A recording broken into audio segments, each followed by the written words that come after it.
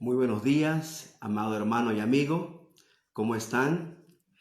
Por la gracia de Dios, nuevamente juntos en esta oportunidad, aprovechando este medio de comunicación para salir en vivo e interactuar en el tema que estamos compartiendo este tiempo, ¿verdad? A raíz de todo lo que estamos viviendo por la emergencia sanitaria, por la pandemia del coronavirus, pues esto ha despertado gran interés por conocer eventos del porvenir y estamos aquí, hermanos, para compartir lo que dice la palabra de Dios acerca de los eventos del porvenir, acerca de todo el programa escatológico que Dios nos presenta como en una película, ¿no? En su palabra. Así que bienvenidos a este tiempo de estudio. En esta ocasión, la parte 5, la quinta parte de este estudio. Entonces, vamos a esperar que nuestros amigos y hermanos puedan conectarse para que juntos podamos compartir este tema que tenemos para el día de hoy, que tiene que ver con lo que va a acontecer después de la semana 70, después de la tribulación, después de que el Señor Jesucristo aparezca con gran poder y gloria y sus pies topen el monte de los olivos, ¿no? Entonces, después de que Él aparezca en gloria, triunfante, ¿no? Él va a tener una aplastante victoria como Rey de Reyes, como Señor de Señores. Él pondrá punto final a la rebelión de los ejércitos unidos que están reunidos bajo la convocatoria del anticristo para poder hacer guerra contra Israel, para pelear contra Israel y hacerlo desaparecer del planeta prácticamente. Entonces ahí es donde aparece el Señor Jesucristo con sus santos. Ya viene con nosotros, ¿no? Del cielo, después de 7 años que nos llevó al cielo, venimos con Él y Él pues en una aplastante victoria, dice Apocalipsis capítulo 19, el versículo 20, que Él toma al anticristo, a la bestia y al falso profeta, aquel líder religioso que va a unir a todas las religiones de la tierra cuando la iglesia sea arrebatada, ¿no? Y ambos, dice la Biblia, que tendrán su parte en el lago de fuego. Escuchemos lo que dice la Biblia. El versículo 20, Apocalipsis 19, 20. Y la bestia fue apresada, y con ella el falso profeta, que habían hecho delante de ella las señales con las cuales había engañado a los que recibieron la marca de la bestia, los que fueron engañados, y habían adorado a su imagen. Estos dos fueron lanzados vivos, dice, dentro de un lago de fuego que arde con azufre. ¿Sí? La bestia, el anticristo y el falso profeta, aquel líder religioso que es cabeza de la iglesia apóstata. Los dos entonces son lanzados al lago de fuego. Y a los demás que le siguen al anticristo y al falso profeta y están ahí ya para guerrear contra Israel, también dice el versículo 21, Apocalipsis 19, 21, y los demás fueron muertos con la espada que salía de la boca del que montaba el caballo. Con su palabra, como espada que sale de su boca, serán todos muertos. ¿Sí? Estoy pensando en cómo Dios, cuando dijo al principio, sea la luz, fue la luz. Cuando también dijo que las aguas produzcan seres vivientes, y fue así. Y en lo seco dijo que la tierra produzca árboles frutales, hierba verde, etc. Y fue así por su palabra. Así nuestro gran Dios y Salvador Jesucristo, el Rey de Reyes y Señor de Señores, con su palabra que sale de su boca, pues mandará a todos estos rebeldes pues a la condenación eterna, ¿no? Entonces, esta es una aplastante victoria que el Señor Jesucristo, como Rey de Reyes y Señor de Señores, ¿no?, realiza contra los ejércitos del anticristo, ¿verdad? En la gran batalla de Armagedón. Después de esta situación viene el juicio de las naciones, es decir, los que han quedado vivos, que no han estado en este combate, ¿no?, de la batalla de Armagedón, serán juzgados. Apocalipsis capítulo 25, versículo 31 al 46, nos habla que después de juzgar a las naciones, los que quedaron vivos, ¿no?, del Armagedón, al final de la tribulación, van a entrar al reino que el Señor Jesucristo va a instaurar aquí en la tierra, ¿ya? Entonces, por 1000 años el Señor Jesucristo reinará en la tierra, periodo en el cual se cumplirán las profecías del Antiguo Testamento tocante al pacto davídico, que quedaron pendientes, algunas profecías que quedaron pendientes por su rechazo que sufrió el Mesías cuando vino en su primera venida, ¿no? San Juan 1:11 dice, a los suyos vino y los suyos no le recibieron. Y cuando los judíos dijeron, no queremos que este reine sobre nosotros, que sea crucificado, entonces ellos rechazaron a su Mesías. Y el Cristo, que es conocido también proféticamente como el Hijo de Abraham, o como el Hijo de David, Él instaurará su reino terrenal. Jesucristo restaurará la monarquía davídica aquí en la tierra, quien reinará sobre Israel y sobre todas las naciones en el mundo. Y la tierra prometida, pues por fin será posesión total de Israel, algo que hasta la fecha no se ha cumplido. En ese tiempo, los israelitas, los judíos, tendrán completamente, totalmente su territorio de la tierra prometida. Cristo será entonces el gobernante político mundial que llevará a su cumplimiento las promesas de Israel que aún están pendientes. Hay muchas porciones de la Escritura que hablan de este periodo del reinado de Cristo y muchas profecías del pacto davídico que no han sido cumplidas. Por ejemplo, vamos a leer algunas.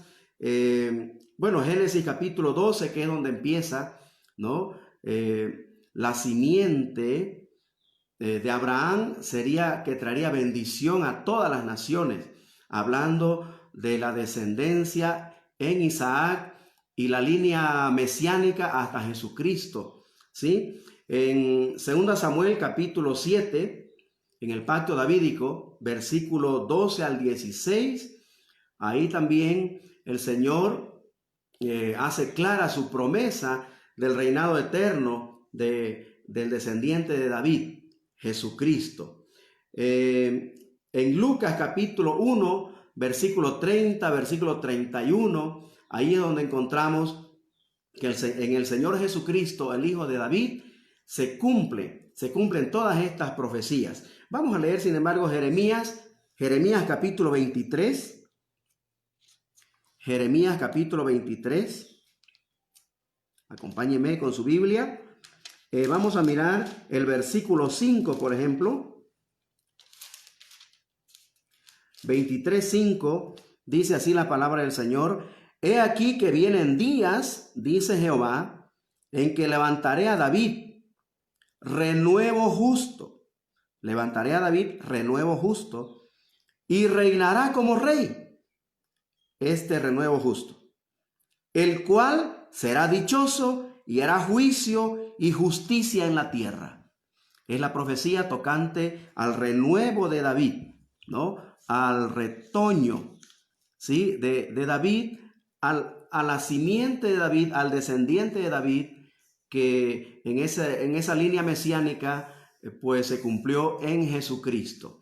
Por eso Jesucristo es llamado el Hijo de David, es llamado el Hijo de Abraham, porque todas estas promesas se van a cumplir en el Señor Jesucristo. Ezequiel capítulo 37, nos menciona bastante acerca de este periodo. Jeremías 31 también, ¿sí?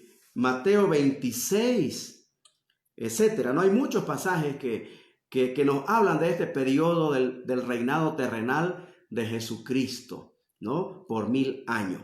Pero vamos a ir a mirar este periodo de la historia futura, lo que pasará después de la semana 70, después de la tribulación, después de que el Señor Jesucristo juzgue a las naciones, a todos los que se quedaron vivos después de la tribulación, que van a ser gobernados por el Rey de Reyes. Vamos a abrir nuestras Biblias a Apocalipsis capítulo 20.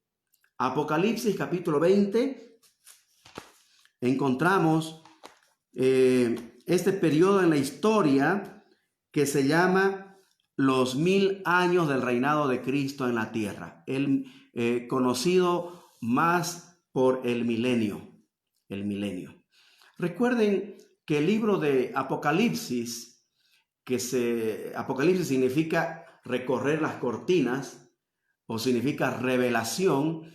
Entonces, Jesucristo nos reveló por medio de Juan todo su programa final para la humanidad. Si ustedes recuerdan, dijimos en estudios anteriores de que Jesucristo le da al apóstol Juan en el capítulo 1, versículo 19, todo el bosquejo de su libro. Le da de las 3 cosas que tenía que escribir Juan en este libro de revelaciones.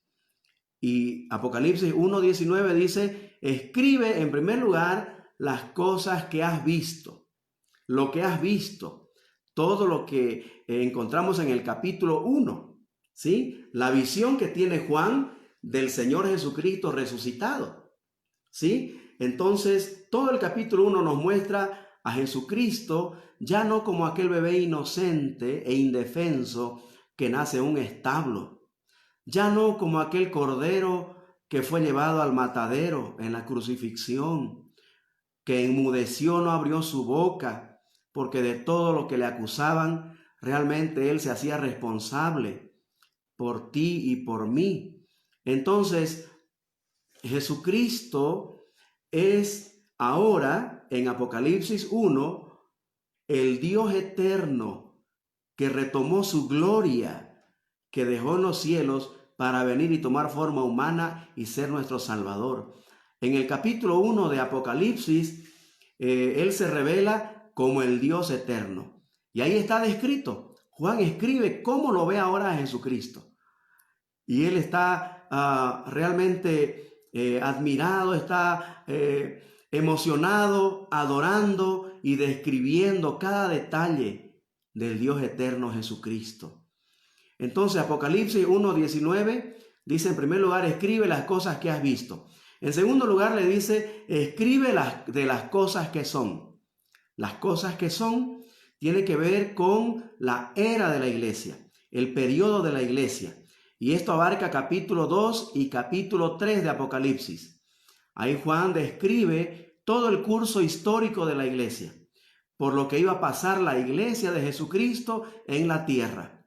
Entonces capítulo 2, capítulo 3, hay 7 iglesias que Jesucristo seleccionó, eligió de entre las cientos de iglesias que ya habían a fines del primer siglo del cristianismo. ¿Sí? Pero las escogió por su estado espiritual, por sus características como iglesia, por su territorio, por su medio ambiente, por su cultura, y todo ello influyó para que Jesucristo, a través de este mensaje, describiera el curso histórico de la iglesia, hasta el arrebatamiento, hasta este último tiempo, cuando el mensaje de la iglesia de Filadelfia y el mensaje a la iglesia de la Odisea describen el estado espiritual de la verdadera iglesia, de los verdaderos creyentes en Jesucristo, a través del mensaje a Filadelfia, y de los profesantes, de los cristianos que están de moda en este tiempo, ¿no? Que viven una vida tibia, ¿no? Que tienen a Jesucristo afuera y Jesucristo tiene que tocar la puerta de cada corazón para individualmente y personalmente empezar una nueva relación con Él. Entonces, ese es el panorama de lo que tenía que escribir Juan, de las cosas que son la historia de la iglesia. Y luego dice en Apocalipsis 1:19 que en tercer lugar Juan tenía que escribir de las cosas que sucederán después de estas. Las cosas que van a suceder después del rapto de la iglesia, después de que la iglesia sea arrebatada del planeta. Y esos capítulos, del capítulo 4 al capítulo 22 de Apocalipsis, son historia profética. Es como en una película todo lo que va a acontecer en el futuro después de que la iglesia sea arrebatada. Y eso es lo que hemos estado mirando, ¿no? Después del rapto de la iglesia, el juicio de las naciones, el juicio de la iglesia en el cielo, el tribunal de Cristo. En el cielo también ocurren las bodas del Cordero. Y en la tierra, desde el capítulo 6 hasta el 19, la tierra, los habitantes que queden, sufrirán el juicio de la gran tribulación. Y después entonces viene el Señor con su iglesia a establecer su reino milenial.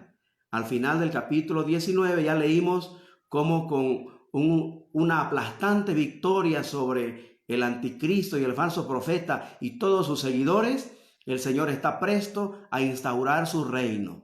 Y es lo que vamos a estudiar en esta mañana. ¿Está bien? Entonces, Apocalipsis capítulo 20 dice así: vi a un ángel que descendía del cielo con la llave del abismo y una gran cadena en la mano, y prendió al dragón, la serpiente antigua, que es el diablo y Satanás, y lo ató por 1000 años, y lo arrojó al abismo, y lo encerró y puso sus sellos sobre él, para que no engañase más a las naciones hasta que fuesen cumplidos 1000 años. Así empieza la narración del reinado de Cristo en la tierra. En primer lugar, Satanás es atado, es encadenado, es anulado en sus maniobras engañosas y es lanzado al abismo, el lugar donde habitan los demonios. ¿Sí? Ahí será, dice, encerrado por 1000 años, el tiempo que dure el reinado de Cristo en la tierra. Entonces es con lo primero que empieza esta etapa, este tiempo del reinado de Cristo. Luego dice en el versículo 4: y vi tronos, y se sentaron sobre ellos los que recibieron facultad de juzgar. Y vi las almas de los decapitados por causa del testimonio de Jesús y por la palabra de Dios, los que no habían adorado a la bestia ni a su imagen, y que no recibieron la marca en sus frentes ni en sus manos, y vivieron y reinaron con Cristo 1000 años. Entonces encontramos aquí todos los que van a reinar con Cristo, ¿sí? Empezando por estos que resucitaron, ¿no? de la gran tribulación. Los sobrevivientes de la gran tribulación serán gobernados por quienes han muerto, ¿sí? Y fueron resucitados, los santos de la gran tribulación, pero también por los santos que fueron arrebatados en la iglesia, vienen con Cristo, ¿no? El esposo, la esposa como primera dama, como la reina, ¿no? La esposa del rey, gobernarán con Cristo. Entonces, también resucitarán aquí todos los justos del Antiguo Testamento. Dice Daniel capítulo 12, ¿no? Que resucitarán también y reinarán con Cristo 1000 años. Entonces, el versículo 4 nos muestra quiénes reinarán con Cristo. Y son los creyentes, los justos del Antiguo Testamento, los justificados de la iglesia, los justos en Cristo, y los justos de la tribulación que resucitarán en ese momento. Entonces, Jesucristo reinará en la tierra. Zacarías capítulo 14, ahí nos dice que el Señor Jesucristo viene en poder y gloria, y sus pies tocarán el monte de los olivos. Entonces Él viene a la tierra, todos los reinos le estarán sometidos. El Salmo capítulo 72, versículo 8 al 11, este salmo nos muestra que el Señor Jesucristo reinará sobre todas las naciones. Pero Apocalipsis 15, capítulo 11, versículo 15, vamos a mirar Apocalipsis 11, 15, nos dice aquí la Escritura que se reconoce el reinado de Cristo sobre toda tribu, lengua y nación. Dice Apocalipsis 11, 15. El séptimo ángel tocó la trompeta y hubo grandes voces en el cielo que decían: los reinos del mundo han venido a ser de nuestro Señor y de su Cristo, y Él reinará por los siglos de los siglos. Entonces, todas las naciones de la tierra serán gobernadas, serán sometidas al reinado de Jesucristo. Todos vendrán a adorar de todas partes a Jerusalén, donde estará Jesucristo en su trono. La sede del gobierno será en Jerusalén. Zacarías capítulo 14, versículos 16 al 21.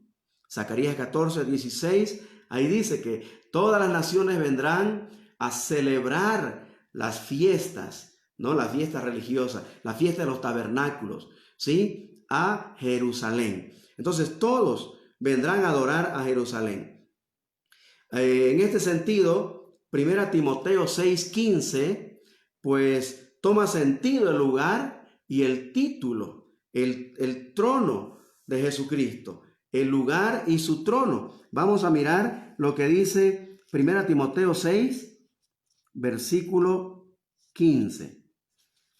Jesucristo reinando en la tierra con su base en Jerusalén, pues tendrá sentido su título de soberano. 1 Timoteo 6, 15. Dice, la cual, 2 Timoteo. 1 Timoteo 6:15, correcto. 6:15 dice, la cual a su tiempo mostrará el bienaventurado y solo soberano Rey de Reyes. Solo soberano Rey de Reyes y Señor de señores. Entonces, con todo lo que va a acontecer en estos 1000 años, en el reinado de Cristo, realmente tendrá sentido este título soberano que tiene nuestro gran Dios y Salvador Jesucristo. Entonces, este tiempo será un tiempo de paz y prosperidad real, cual nunca la ha habido en la tierra. Este será realmente el tiempo de verdadera paz y prosperidad. Vamos a leer algunos versículos del Antiguo Testamento que describían el carácter de este reino. Isaías 1, capítulo 1 de Isaías, el versículo 4. Isaías 1:4 dice así la palabra del Señor, hablando de las características del reino. Dice, oh gente pecadora, pueblo cargado de maldad, generación de malignos, hijos depravados, dejaron a Jehová, provocaron a ira al Santo de Israel. Se volverán atrás. Joel 3:18. Leamos Joel 3:18. Joel 3:18 dice, sucederá en aquel tiempo que los montes destilarán mosto y los collados fluirán leche, y por todos los arroyos de Judá correrán aguas, y saldrá una fuente de la casa de Jehová, y regará el valle de Sitín. Entonces será un tiempo de paz y prosperidad real para Israel. La paz afectará visiblemente a toda la creación. Dicho sea de paso que ahora gime, ¿no? La creación gime por su pronta liberación. Miremos Isaías 11. Isaías capítulo 11, Estamos mirando el carácter de este reino, cómo serán las características de la tierra en este tiempo que Jesucristo estará reinando. Isaías 11, empezando en el versículo 6, dice que en este tiempo del reinado de Cristo morará el lobo con el cordero y el leopardo con el cabrito, se acostará, dice. El becerro y el león y la bestia doméstica andarán juntos y un niño los pastoreará. La vaca y la osa pacerán, sus crías se echarán juntas, y el león como el buey comerá paja, y el niño de pecho jugará sobre la cueva del áspid, una serpiente venenosa, y el recién destetado, dice, extenderá su mano sobre la caverna de la víbora y jugará con ella. No harán mal ni dañarán en todo mi santo monte, porque la tierra será llena del conocimiento de Jehová, como las aguas cubren el mar. ¿Qué les parece? Esa será la característica del reino de Cristo. Dice que realmente será un tiempo donde la paz afectará la creación, ¿no? Visiblemente será afectada la creación. En el capítulo 35 de Isaías también menciona este aspecto del carácter del reino, pero me gustaría que miremos Romanos 8, 19, donde el apóstol Pablo nos habla cuál es la situación de la creación ahora.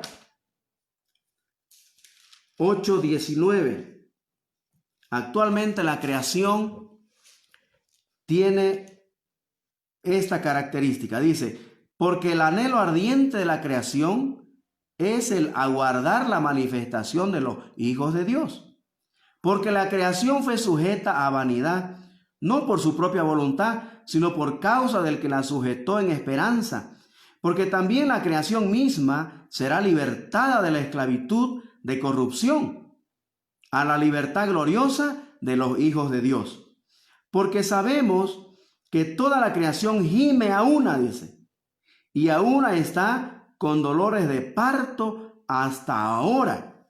Esa es la descripción de la tierra ahora, ¿sí? Gime, dice, como una mujer, ¿no? Cuando ya va a dar a luz. ¿Por qué? Porque la creación también fue afectada por causa del pecado de Adán y Eva, ¿sí? Entonces, realmente la paz del reinado de Cristo afectará visiblemente toda la creación, ¿sí? Y la maldición de la tierra, por causa del pecado, será quitada. La maldición de la tierra será quitada. Vamos a leer Isaías 65, profeta Isaías, capítulo 65. Isaías, en el Antiguo Testamento, las profecías del profeta Isaías. Aquí en el capítulo 65, empezando en el versículo 13, dice, por tanto, así dice Jehová el Señor, he aquí que mis siervos comerán y vosotros tendréis hambre. He aquí que mis siervos beberán y vosotros tendréis sed. He aquí que mis siervos se alegrarán y vosotros seréis avergonzados. He aquí que mis siervos cantarán por júbilo del corazón y vosotros clamaréis por el dolor del corazón y por el quebrantamiento de espíritu aullaréis. Y dejaréis vuestro nombre por maldición a mis escogidos. Y Jehová el Señor te matará y a sus siervos llamará por otro nombre. El que se bendijere en la tierra, el que se bendijere en la tierra, en el Dios de verdad se bendecirá. Y el que jurare en la tierra, por el Dios de verdad jurará. Porque las angustias primeras serán olvidadas y serán cubiertas de mis ojos. Isaías capítulo 65, vamos a ir al versículo 20.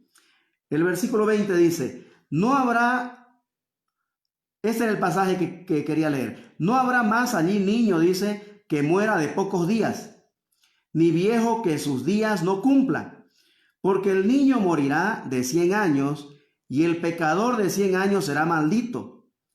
Edificarán casas y morarán en ellas, plantarán viñas y comerán el fruto de ellas.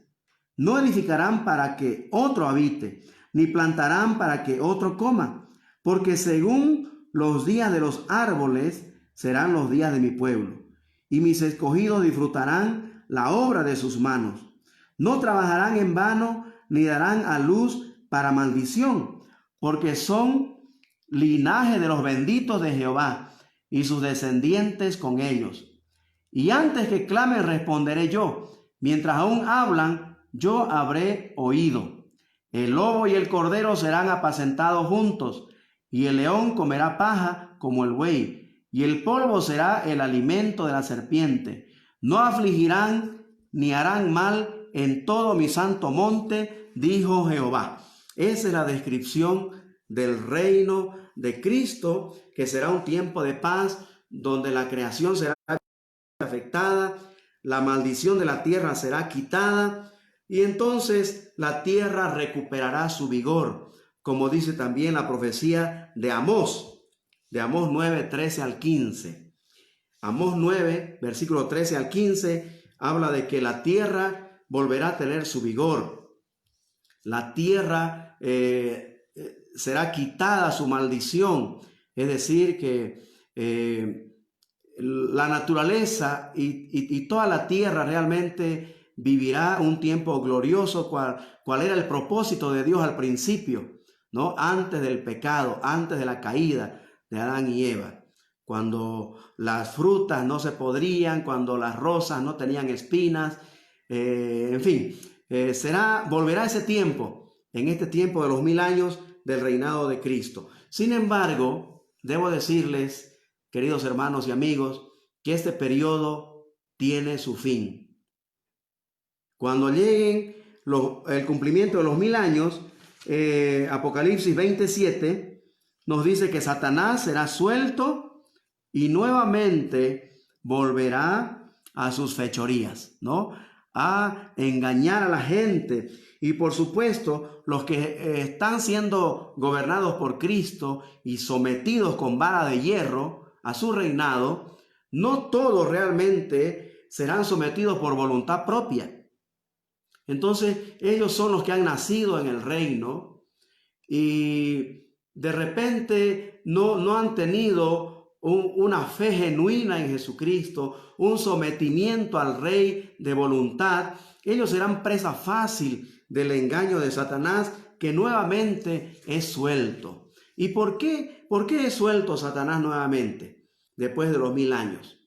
Bueno, en primer lugar, entendemos de que es suelto para demostrar que aún en las mejores circunstancias, en las mejores condiciones de vida, el ser humano en su estado natural aún es pecador, no tiene la naturaleza y puede caer en el pecado si se lo deja por su propia cuenta, ¿no? Si Jesucristo no está en su corazón, si no está guiando su vida, el ser humano en su forma natural, aquí en la tierra, todavía en la carne, puede ceder a la tentación. Y entonces Satanás pues se encarga de eso. Para demostrar la maldad incorregible de Satanás, él va a ser suelto nuevamente al final de estos 1000 años.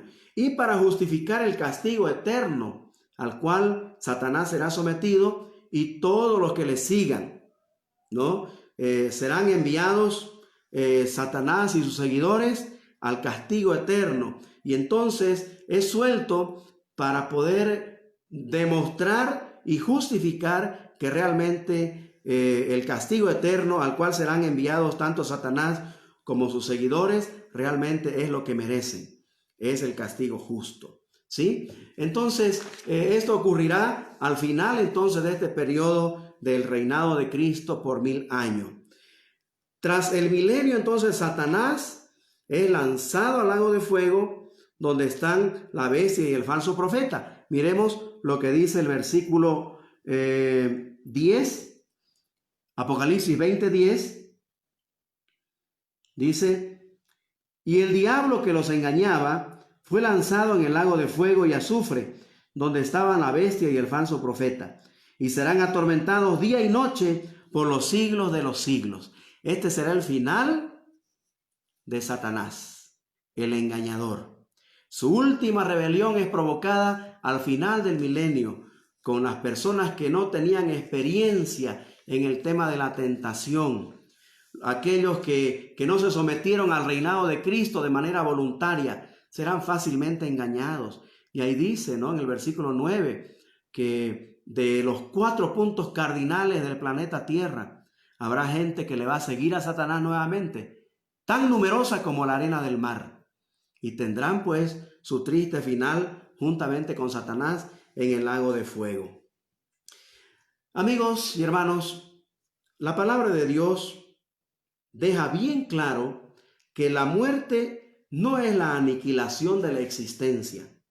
La muerte no es la aniquilación de la existencia, como creen algunos. La muerte es un paso a la eternidad, donde en primer lugar los malos existirán para siempre, pero en el tormento eterno, ¿sí? Pero también los justos existirán para siempre en la gloria eterna con su Señor, a quien decidieron seguirle aquí en la tierra, a quien le conocieron, en quien creyeron y a quien siguieron aquí en la tierra.